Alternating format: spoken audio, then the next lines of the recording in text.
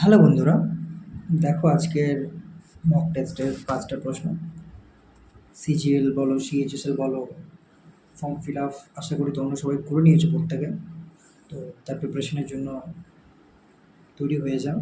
আর আমি যে প্রত্যেকটা প্রশ্ন নিয়ে আসবো, প্রত্যেকটা সেটে 5টা করে, সেগুলো কিন্তু ততটাই গুরুত্বপূর্ণ থাকবে যতটা গুরুত্বপূর্ণভাবে তোমরা প্রিপারেশন নিচ্ছ। ঠিক আছে? দেখো প্রথম প্রশ্ন কি বলছে, 1 + tan θ + sec θ ইন্টু 1 + cos θ, এই ভ্যালুটা কত? ঠিক আছে, এক্সপ্রেশন দিয়ে দিয়েছে আমার ট্রিগোনোমেট্রি, যেখানে ভ্যালুটা কত। ঠিক আছে, তো দেখো এটা কিছু না, কীরকম এটা আমরা প্রথমত যদি ডিরেক্ট আমরা একবার এটা এক্সপ্রেশনটা রিরাইট করছি। ঠিক আছে, 1 + tan θ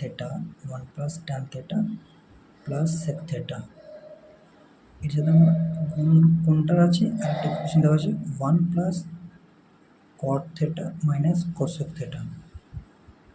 ঠিক আছে, তো দেখো এখন কিচ্ছু না, আমরা শুধুমাত্র পরস্পর গুণ করবো, ব্যাস। ঠিক আছে, তো দেখো ওয়ান ওয়ান দ্বারা গুণ করছি, প্রথমত 1 + হয়ে যাবে cot θ, এটা হয়ে যাবে -cosec θ। ঠিক আছে, ঠিক আছে, এক দ্বারা গুণ করলাম, এরপর পরের সংখ্যা tan দ্বারা গুণ করবো, তাহলে এটা হয়ে যাবে tan θ। আর আমরা জানি tan θ ইন্টু cot θ 1 হয়, তাহলে এটা 1 হয়ে গেল। এরপর tan θ - cosec θ sec θ হয়, tan θ ইন্টু cosec θ যেটা হয়ে tan θ ইন্টু ঠিক আছে, cosec θ, ঠিক আছে, sec θ হবে, তাহলে এটা sec θ হয়ে গেল। ঠিক আছে, এরপর আমরা sec θ দ্বারা গুণ করবো তিনটাকে, তাহলে এটা হয়ে যাবে sec θ, এটা হয়ে যাবে sec θ into cot θ, sec θ into cot θ cosec θ হবে। ঠিক আছে, এটা cosec θ, এটা cosec θ। ঠিক আছে, এরপর sec θ, এরপর যেটা আসছে, যেটা sec θ ইন্টু cosec θ, এটা হয়ে যাবে 1/sin θ cos θ। ঠিক আছে, এরপর দেখো তাহলে আমরা কি পেলাম, 1 + cot θ - cosec θ plus tan θ plus 1 - sec θ plus sec θ plus cosec θ minus এটা। এবারে ক্যান্সেল আউট কোনটা হচ্ছে, দেখো cosec θ মাইনাসে আছে, cosec θ প্লাসে আছে, sec θ মাইনাস আছে, sec θ প্লাস আছে, ক্যান্সেল আউট হয়ে গেল। এরপর যেগুলো বেঁচে থাকলো সেগুলোকে আমরা রিরাইট করি। ঠিক আছে, তাহলে এখানে 1 + 1 2 বেঁচে আছে, সংখ্যার দিক থেকে 2, আর যে এক্সপ্রেশন দিক থেকে কি বেঁচে আছে না, আমার বেঁচে আছে, আমি যদি প্রথম থেকে লিখি তাহলে এটা হয়ে যাচ্ছে, প্রথমে cot θ বেঁচে আছে, প্লাস tan θ বেঁচে আছে, তারপর আলটিমেটে 1/sin θ cos θ বেঁচে আছে। ঠিক আছে, তাই না? তাহলে দেখো এটা 2 হয়ে যাবে প্লাস, এরপর দেখো, এরপর যদি বলি আমরা cot θ প্লাস tan θ যদি সাইন কোষে ভেঙে দিই, আমরা ব্রেক করে দিলে cos θ বাই sin θ, এটা হয়ে যাবে, আর এটা প্লাস sin θ বাই cos θ হয়ে যাবে। ঠিক আছে, আর নেক্সট এক্সপ্রেশন যেটা 1/sin θ cos θ as it is থাকবে, তাই না, sin θ cos θ as it is থাকবে। ঠিক আছে, পেজটা আর একটু ছোটো করে নিই। ঠিক আছে, আর পেনটা একটু থিকনেসটা বাড়িয়ে নিই। ঠিক আছে,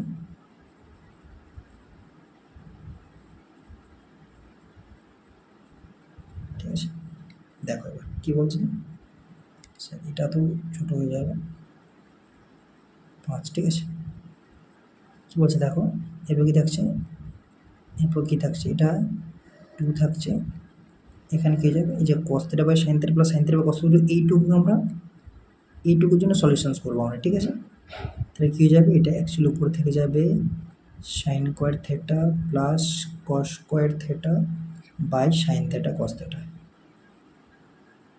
আর শেষের এক্সপ্রেশনটা 1/sin θ cos θ as it is আমরা লিখে দিলাম। ঠিক আছে, কী থাকলো 2 প্লাস, এবার দেখো sin square θ plus cos square θ 1 হয়, তাহলে 1/sin θ cos θ থেকে গেল, আর শেষের এক্সপ্রেশন 1/-1/sin θ cos θ। ঠিক আছে, এরপর দেখো আলটিমেট এই যে plus 1/sin θ cos θ minus 1/sin θ cos θ cancel out হয়ে যাচ্ছে, আলটিমেট অ্যান্সার 2। এটাই আমাদের রিকোয়ার্ড অ্যান্সার। ঠিক আছে, নেক্সট কোয়েশ্চেন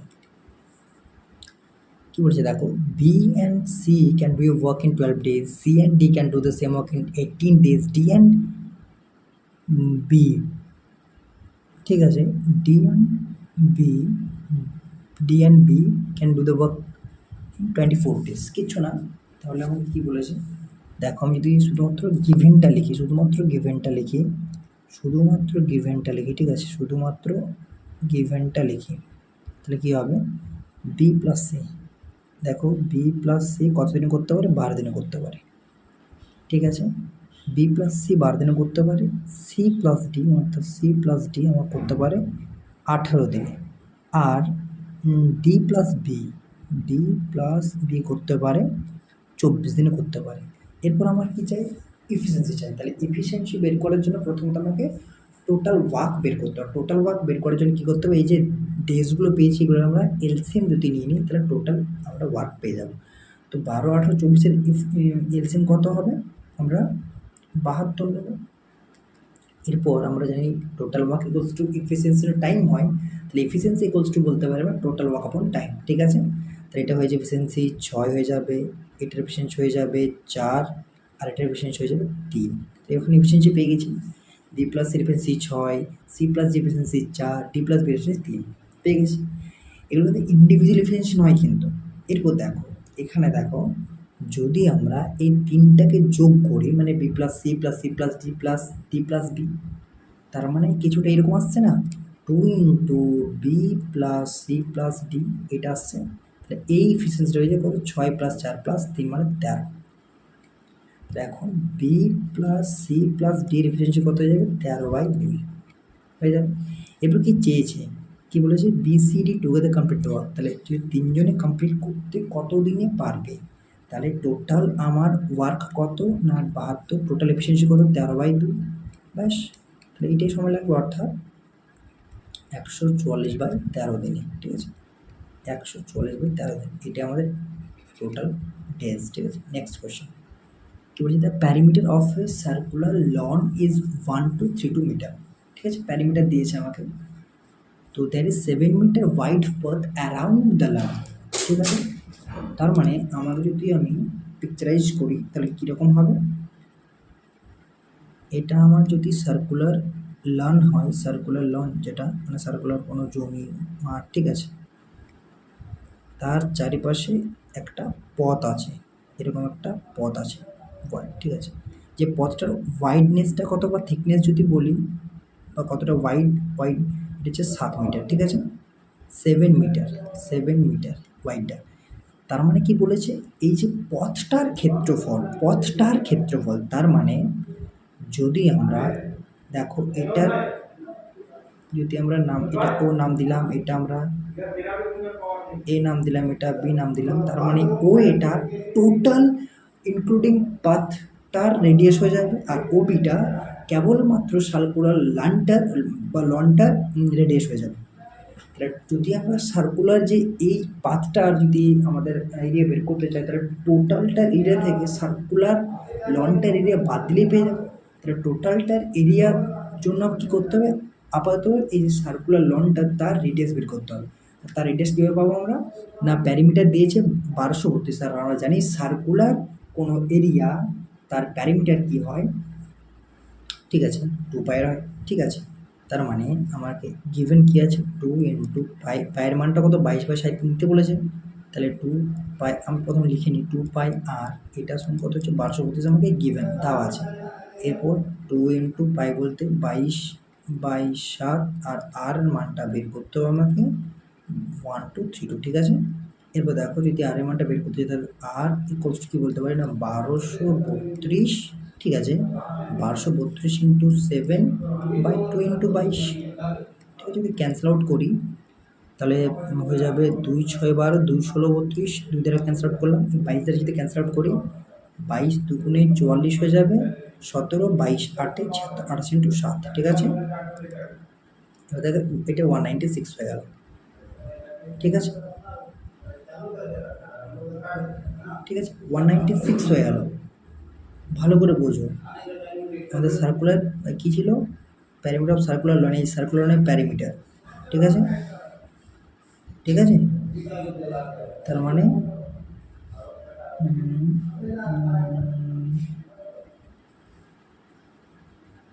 28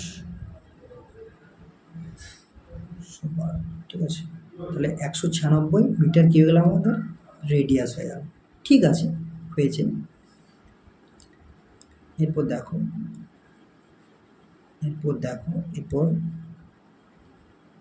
কি হয়েছে। এরপর দেখো এরপর কি বের করতে হবে আমাকে, টোটাল ক্ষেত্রফল থেকে ওই ক্ষেত্রটা বাদ দিতে হবে। তাহলে দেখো আমাকে পি বের করতে হবে। যদি আমি টোটালটা পাই আর স্কোয়ার, অ্যাকচুয়ালি ক্ষেত্রফল জানি আমরা, অ্যাকচুয়ালি আমাদের এরিয়া যদি এটা আমরা লিখি নি একটু, যে এরিয়া অফ সার্কেল কী হয়, actually area of any circle, ঠিক আছে, equals to pi r square হয়, ঠিক আছে, আর যেখানে রেডিয়াস। তাহলে যদি পাইটা তো এমনিতে কমন আসবে, তাহলে আর স্কোয়ার বলতে 196 প্লাস 7 অর্থাৎ 203, মানে 203 তার স্কোয়ার মাইনাস 196 তার স্কোয়ার, ঠিক আছে, ইকুয়ালস টু 22/7, যেহেতু পায়ের মানটা 22/7 নিয়ে বলছে, এ স্কোয়ার বি স্কোয়ার মানে A plus B into minus B, অর্থাৎ এটা কত হয়ে যাবে, এটা হয়ে যাবে 392 আর 7 399, এ মাইনাস বি হচ্ছে 7 হয়ে যাবে, ঠিক আছে, 7 7 ক্যান্সেল আউট হয়ে যাবে। তাহলে এটা ক্ষেত্রফল কত হয়ে যাবে, 22 9 198 8 198 217 217 7 21 66 আর 21 83, ঠিক আছে, 8378 মিটার স্কোয়ার, এটা আমাদের রিকোয়ার্ড অ্যান্সার, ঠিক আছে। Next question, A cylinder of radius 18 centimetre, height 24 centimetre, filled with water, ঠিক আছে, জল দ্বারা ভর্তি করা হয়েছে। 10 spheres balls of radius x centimeter dropped inside the cylinder such that only এত centimetre cube of water remains in the cylinder while remaining water is overflowed. Find the value of x. ঠিক আছে, sense with বলস of radius x centimetre, তাহলে আমাকে রেডিয়াসটা বের করতে হবে, ঠিক আছে। তাহলে আমরা কি বলেছি, স্ফিয়ার, তার মানে আমাদের আয়তনটা মাস্ট বি ইকুয়াল হবে, অর্থাৎ আমাদের যে সিলিন্ডারটার আয়তন, অর্থাৎ volume of cylinder and volume of 10 spheres must be equal, ঠিক আছে, ইকুয়াল হবেই হবে। তাহলে অ্যাকচুয়ালি আমরা জানি ভলিউম অফ সিলিন্ডার কী হয়, অ্যাকচুয়ালি ভলিউম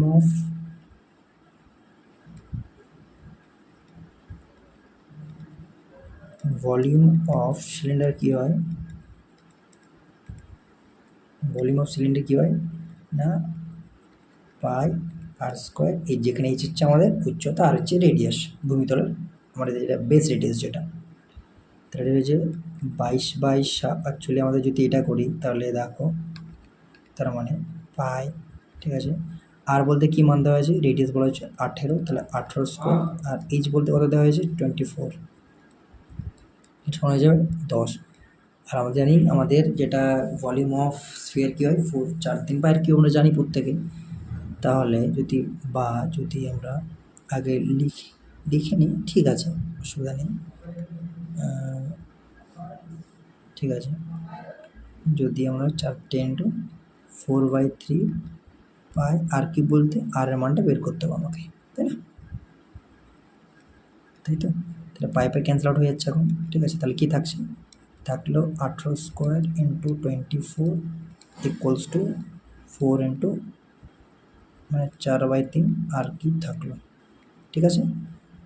তাহলে এখান থেকে পাচ্ছি কত না 18 স্কোয়ার, আর এটা পেয়ে যাচ্ছে আমরা কত 424 ইন্টু 3, এই তিনটার উপর গুণ হয়ে গেলো, 4টা ভাগ হয়ে গেল আর কিউব।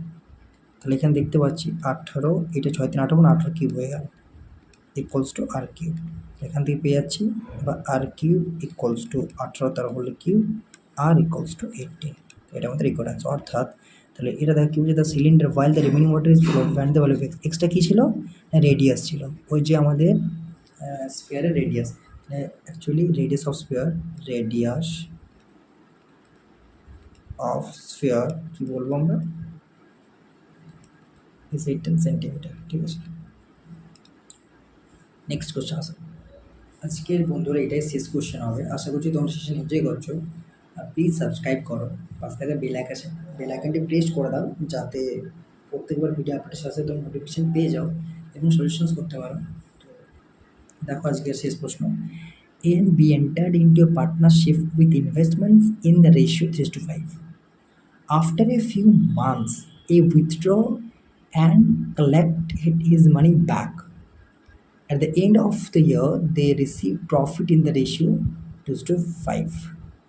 ঠিক আছে, for how many months did invest, ঠিক আছে, আমরা ধরে নিলাম এ এক্স মাসের জন্য ইনভেস্ট করেছিল। তাহলে বলেছি ইনভেস্টমেন্ট রেশিও কত, আমরা জানি প্রফিট শেয়ারিং রেশিও, যেটা প্রফিট শেয়ারিং যেটা রেশিও হয়, প্রফিট শেয়ারিং রেশিও, সেটা অ্যাকচুয়ালি কী হয় না investment into time, I for investment, T for time, ঠিক আছে। তাহলে ইনভেস্টমেন্টের রেশিও দিয়েছিল actually investment I of A ratio I of B, investment of B, এটা ছিল 3:5। কোনো শখ, ঠিক আছে, কোনো প্রশ্ন ওঠে না। After few months A উইথড্রিউ and collected his money back.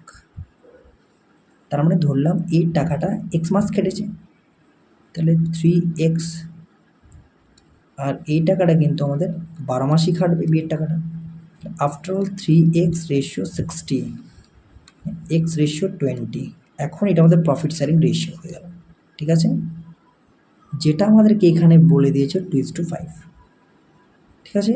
এটা তার মানে x:20 ইকুয়ালস টু 2:5, এটা আমাকে বলে দিয়েছে। এটা আমরা অনেকভাবে করতে পারি, আমি পরে বলছি। x/20 ইকুয়ালস টু 2/5, ঠিক আছে, তাহলে 5x ইকুয়ালস টু 40 বা x ইকুয়ালস টু 8, তাহলে টাকাটা 8 মাসের জন্য খেটেছে, ঠিক আছে। তাহলে আমরা এখান থেকে বলতে পারি how many months did A invest, তাহলে এ ইনভেস্ট ফর 8 মান্থস, ঠিক আছে, ইনভেস্ট ফর 8 মান্থস, ঠিক আছে। এটা কীভাবে করতে পারতাম, এটা এভাবেও করতে পারতাম 2:5, যেহেতু এখানে x:20 বার হয়েছিল, মানে অ্যাকচুয়ালি বিয়ের প্রফেশন ছিল 20, এখানে বলা ছিল 5, তাহলে 5-এর ভ্যালু 20, তাহলে 2-এর ভ্যালু 8, তার মানে x-এর ভ্যালু 8 এখান থেকে পেয়ে যেতাম। যাই হোক, তো আশা করছি তোমরা শেষে নিয়ে যেতে পারছো। Thank you.